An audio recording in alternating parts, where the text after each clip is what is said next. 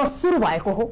एकातिर प्रधानमन्त्री बालेन शाह आफ्नो 100 बुँदे एजेन्डा लिएर तीव्र गतिमा बढ्न खोज्दै हुनुहुन्छ। अर्कोतर्फ धरानबाट उदाएका जननेता हर्क साम्पाङले प्रधानमन्त्रीको अफिस छिर्न अस्वीकार गरिदिनु भएको छ।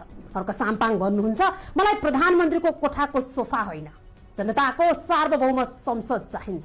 आखिर किन हर्क साम्पाङले प्रधानमन्त्रीको निम्तोलाई लत्याए? के बालेन शाहले संसदलाई छलेर डिक्टेटर शैलीमा शासन गर्न खोजेका हुन्? बालेन शाह अहिले विशेषज्ञ र सल्लाहकारहरूलाई आफ्नो कार्य कक्षमा बोलाएर ठूला निर्णय गरिरहनु भएको छ। तर हर्क साम्पाङको तर्क छ, निर्णयहरू बन्द कोठामा होइन, जनताले देख्ने गरी संसदको रोस्टममा हुनुपर्छ। हर्क साम्पाङले उठाएको मुद्दा सानो छैन, यो लोकतन्त्रको प्राणसँग जोडिएको विषय हो।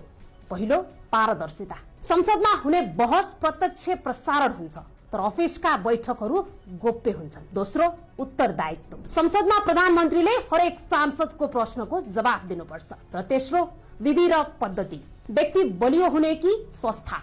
हर्क साम्पाङ भन्नुहुन्छ, बालेनजी तपाईको काम गर्ने शैली ठीक होला, तर तपाईले संसदलाई बाइपास गर्न पाउनुहुन्न। संसद जनताको आवाज सुनिने ठाउँ हो। यदि देशका ठूला निर्णयहरू प्रधानमन्त्रीको व्यक्तिगत कार्यकक्षबाट मात्रै हुने हो भने हामीले चुनेर पठाएका सांसदहरूको के अर्थ? हर्क साम्पाङले आज जुन अडान लिनु भएको छ, यसले बालेन सरकारलाई एउटा ठूलो दबाब दिएको छ। तुरुन्त संसदको पहिलो बैठक बोलाइयोस्। हर्क साम्पाङको यो विद्रोह पदका लागि होइन, पद्धति जोगाउनका लागि हो। के तपाईलाई लाग्छ हर्क साम्पाङले उठाएको संसद चाहिन्छ भन्ने माग सही छ कि बालेन शाहले जस्तै छिटो काम गर्न संसदको झन्झट छोडिदिनुपर्छ?